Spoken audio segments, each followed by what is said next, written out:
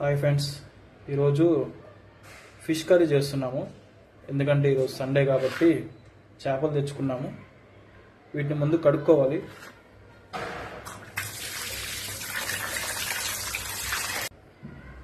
పసుపు, ఉప్పు తగినంత,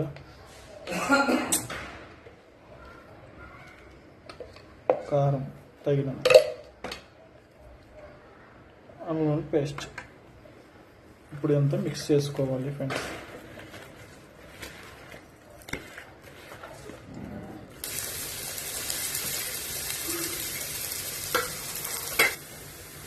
కొంచెం పసుపు వేసుకోవాలండి.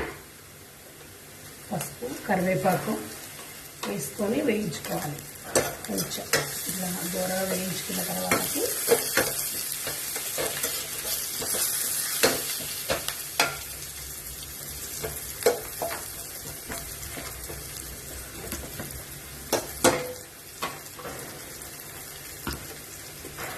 స్టవ్ సిమ్లో పెట్టుకొని ముక్కలు వేసుకోవాలి.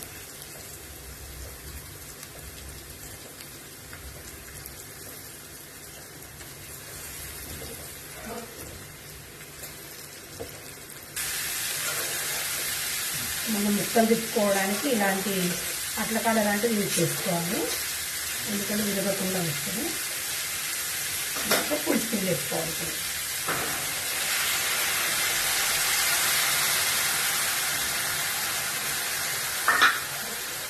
అక్కడ స్పేస్ లేదు, స్పేస్ నేను క్రియేట్ చేసుకుని తీసుకున్నాడు.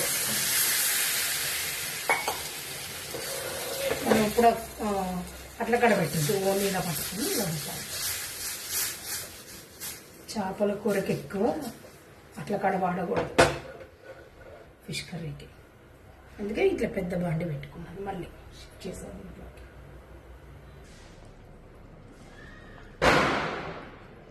టేస్ట్ చూస్తున్నాం గైస్.